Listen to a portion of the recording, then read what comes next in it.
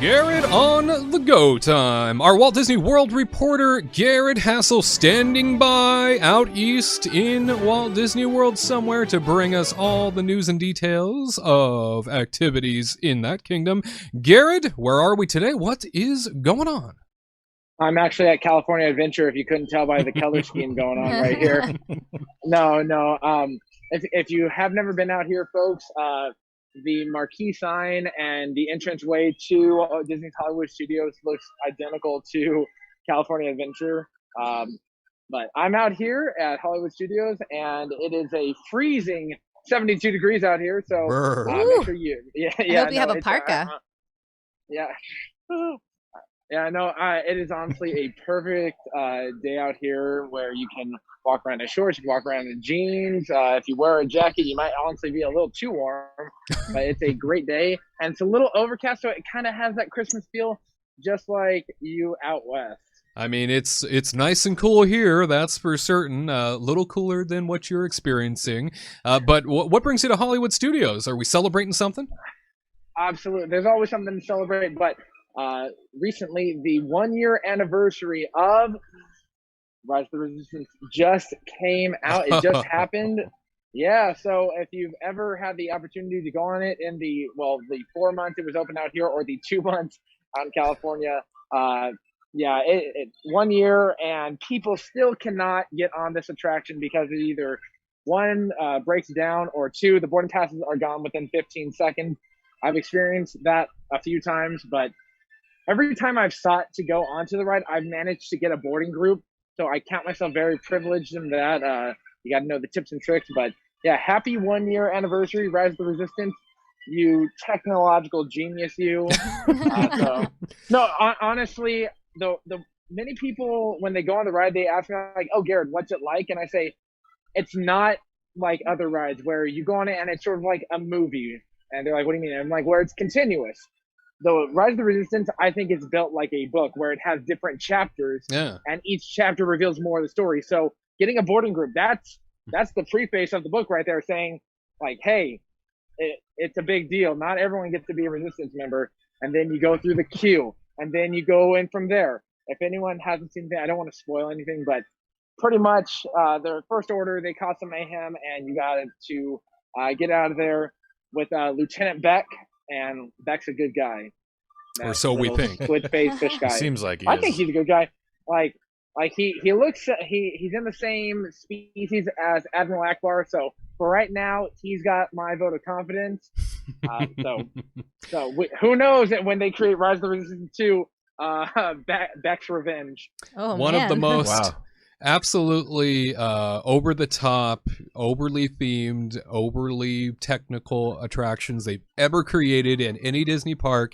And even a year in, so many people have still not experienced it. So many people have still not been able to jump aboard, whether it be, as Garrett mentioned there, whether it be due to not being able to get a boarding pass while they're there, because that happens, or so much downtime. The ride is so technically advanced, and there's so many moving parts, and there's so many different rooms that need to communicate with each other, that the ride goes down a lot because there's so much communication within the Wi-Fi and the technical field of things, that if one thing is misaligned, the whole attraction goes down. So this might be one of Disney's greatest attractions ever, while also being one of Disney's hardest hit attractions ever when it comes to downtime, trouble, and problems.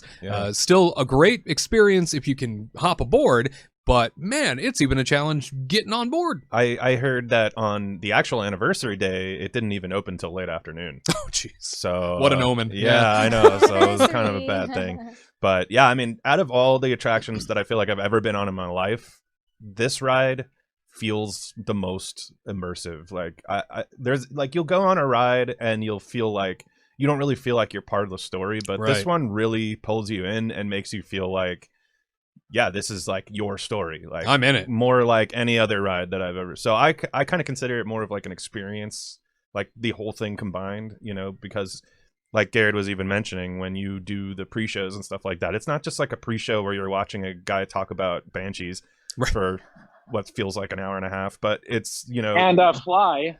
yeah, You love that line. and you know, so like every single pre-show feels like hard hitting in that attraction. So yeah, happy birthday. Happy birthday, Rise of the Resistance, and may you only get better from here and be able to support more people moving forward. Garrett, I know it's been an active news week in Florida. What should we know? Okay, so it goes off of what you mentioned earlier at the very beginning of the show. So Morocco is kind of getting some changes going forward, and that is that Disney has taken complete ownership of the Morocco Pavilion at Epcot. If you did not know, so the pavilions at Epcot, some are owned and operated by Disney, others are owned and operated by the country or a company of said country. So Morocco was operated by the Kingdom of Morocco. The cast members that come over, Morocco handpicks them to come over and represent their country here stateside. So some countries are, like, for example, France, that is owned and operated by Disney, always has been, or at least in the most recent years. And so that's why they can build a Ratatouille attraction versus you've got a place like Morocco, they could never build anything back there because you have to get the approval of that government. So because of the pandemic going on, Morocco has seized ownership of it and pretty much sold the rights to Disney.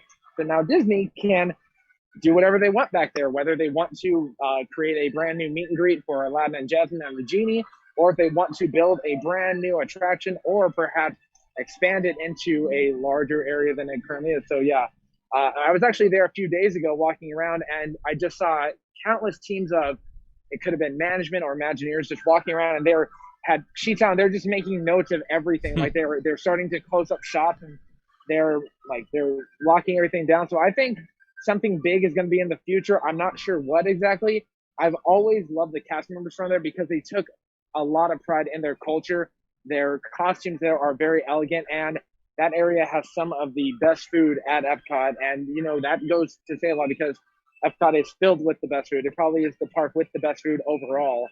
So I'm looking forward to what happens. I know, Wade, one of your favorite things is the Tangerine Cafe. Yeah, that's still not open, but hopefully in the future it comes back with a bang because that place has some delicious food, especially the pita bread. The pita bread there is delightful. I mean, we all know Garrett is a foodie. That's right. So he speaks from experience. But I'll say this, the Morocco Pavilion, just sort of in general, a location that, you know, you want to talk about commitment to detail. Kingdom of Morocco being so involved with the creation of that space, you feel it. You know, you definitely feel all of that finite detail throughout every corner and throughout every twist and turn. That's what I like so much about the place. It does seem like Spice Road Table, the restaurant, they're sort of on the outskirts of the pavilion itself. That will be closed and reopening December the 13th, so going into the new week ahead. And then also some marketplaces and restaurants are still going to be shuttered moving forward with no reopening date officially, but I know that the area itself has always felt so culturally specific, and you really do walk away feeling like, all right, I've got a cultural experience here that I've been looking for.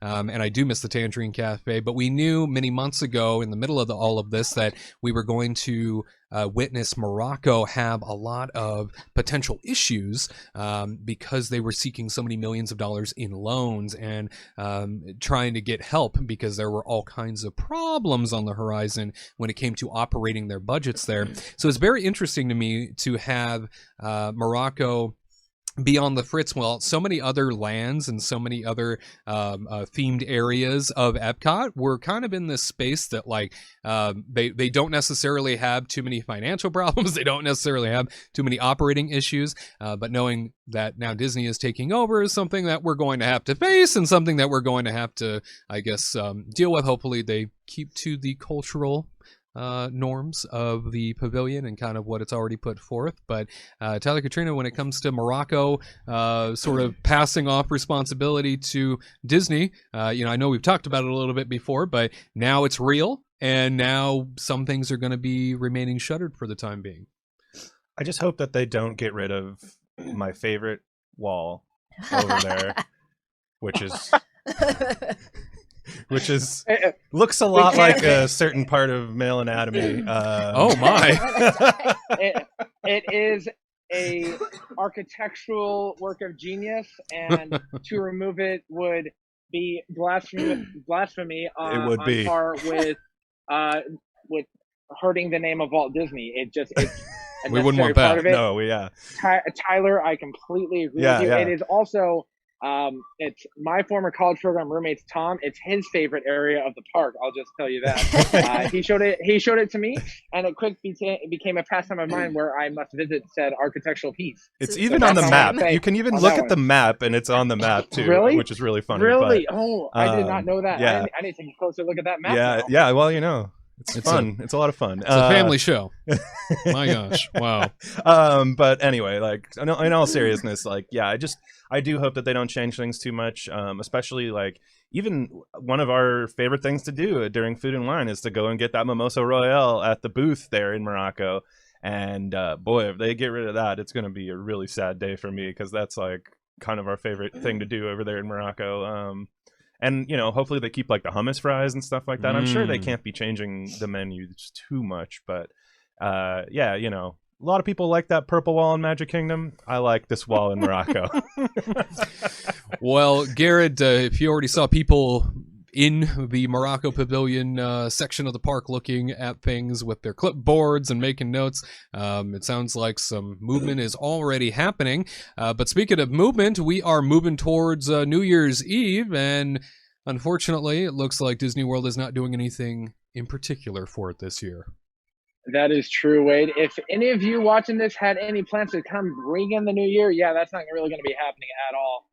Last week when we covered the extension of hours at the park, you noticed that none of them went to midnight on New Year's Eve. That is because, well, the latest one is going to stay open until 11, so there's no New Year's celebration. There's not going to be any fireworks spectacular. The only fireworks we really get are when the castle transforms, and it's like a little choo. That's all it is. So, unfortunately, that will not happen, but I think this might be for the better, because at New Year's, people are going to be taking off their masks. They're going to be kissing, and we just can't have any of those cooties going around, because we want to stay healthy and safe. So if you want to enjoy New Year's Eve, go to the parks. If you want to bring in the new year, go to Epcot and go to one of the countries that are 17 hours ahead of us, for example, China or Japan. And hey, you can bring in the new year with China and Japan. You just will not be bringing it in with North America. So pretty much Canada, Mexico, the U.S., and that's about it for the North American side of things. However, you might be able to go to Germany and bring in the new year there, or in the UK pavilion. But yeah, Canada, U.S., and Mexico, I'm very sorry, but no celebration there. So happy New Year's, everyone. Happy New Year's. Yeah, I mean, I have not heard what they plan on doing with Times Square this year. I assume nothing's happening and they're just dropping a ball with 0 people. Yeah, I thought it was supposed to be virtual. I think they're doing a virtual one. Is that what's happening? Yeah. Yeah, I mean, these iconic institutions, these iconic places that are known for their New Year's Eve celebrations, to not have it all of a sudden this year is just bizarre. It's just so unusual, a time where the world tends to come together, right, on this particular night to celebrate ringing in new beginnings. Now will be mostly virtual, and it sounds like non-existent in certain places. So Disney World not having it's a little strange, Tyler. Yeah, I mean it's strange, but it makes complete sense, and I think it would be irresponsible to try and do something like that. Because everybody would show up and pack it in. And they would have to come up with some way to just tell people, like, this show is not specific. The fireworks we're doing is not specifically tailored to being in front of the castle, so please watch the show from anywhere, like miles away. But they can't. No one's there's no way that. they could do that. Right. So and everybody's still gonna rush for the castle still. So it just it makes complete sense, and I get it. They can't do that. What it reminds me of though is I don't know who's been to Pleasure Island here, before it turned all into Disney Springs, but they used to celebrate New Year's Eve every single night. Every night, right? Every single night. Boy, I miss that. So that was a lot of fun when I was a kid, even though I was not old enough to drink.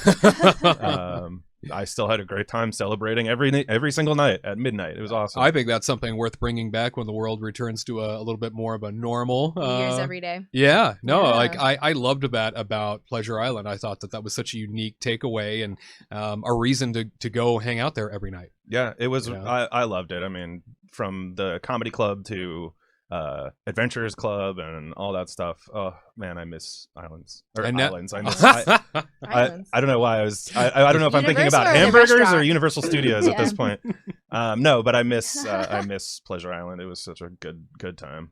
And this is, of course, the busiest time of year when it comes to the holidays at Disney parks, and typically the time of year where they max out capacity all over the place. They have to shut their gates and tell people to go to other parks while they fill their park, and they have to move people around. Disneyland was known for this time of year as well. But Garrett, when it comes to Walt Disney World and their new reduced capacity this year, you have to make a reservation in order to even get into a theme park now. And I think there was big concern going into the holidays that all those reservations were going to be taken early, right? Yes, that is always the concern because with the holidays, I've noticed that more and more that the park pass reservation system has been emptying out very soon. But Disney just replenished a bunch of them, so it kind of makes you wonder, like, what is the actual max occupancy you can bring in here? That question still only remains in the minds of the top aficionados of Disney. But yeah, so Christmas, New Year's Eve, the week of, and even this upcoming week that we have, they just replenished a bunch because I was looking at, like, where am I going to be next Saturday? And they replenished everything. So now I know, hey, I got a ticket to go to Magic Kingdom on the 19th. So if anyone wants to meet me there, come on down. But it really is nice to them to release more because what often happens is guests will make reservations and then they don't show up at all. And for someone like an annual pass holder like myself, annual pass holders are given the least amount of passes just because Disney doesn't really make as much money off of us versus someone who is staying at a resort or buying a day ticket. So thank you so much, Disney, for allowing me the chance to go to the parks more than I already do. But yeah, if you want to go to New Year's, hey, you can enjoy it until about 11 p.m. at Magic Kingdom. But I do have a pro tip, and that is when things are back to normal, if you do want to celebrate New Year's Eve at Disney World, Epcot is the place you want to be because the fireworks spectacular there literally turns daylight on, at least in the past. Who knows what's going to happen with those harmonious marches? Those things was massive. And pretty much Epcot becomes like a nightclub where you go to China and they have they have a dragon that shoots out smoke at you and you're just dancing. And then over in Italy, they used to have the silent discos where you put on the headphones. I'm not sure that's really going to be a thing anymore, but yeah, Epcot's the place to go for the New Year's Spectacular because before it all goes down, they're like, oh, 3 hours ago, China celebrated, boom, and then there's fireworks for that, and then they do it, and then they're like, and now, ladies and gentlemen, the moment you've been waiting for, America, boom, just like that, with a little bit more pizzazz. And Sam Eagle soars. Yeah, that's right. What a moment. Sam Eagle is actually he is orchestrating the entire thing. He is conducting the fireworks. He's like, okay, I want that one. I want the 10-pounder. I want the 15-pounder. I want pulled pork for everyone. From pulled pork everywhere. Pulled pork, I like it. Oh my From gosh, on top of the American fireworks. Adventure. Pulled pork's great. Yeah, it's kind of messy, but you can't hate on the smokehouse because Regal Eagle is the place to celebrate America. Do you think it's messed up that he sells chicken? No, because he's an eagle. And remember, eagles are at the top of the food chain. Chicken and turkeys, they're down there. And are there any Muppets named Chicken? I mean, Gonzo's friends. Gonzo's, yeah, Camilla. And the other one. Tragedy, truly, but... Well, it's cool to hear that in terms of reservations, they've been replenished and that certainly Disney parks will have a little bit more room this holiday season than expected, especially going towards this very busy time of year typically for them. It sounds like there's still an opportunity out there just in case you were looking to celebrate with Walt Disney World. Garrett? To all who come to this happy place, welcome.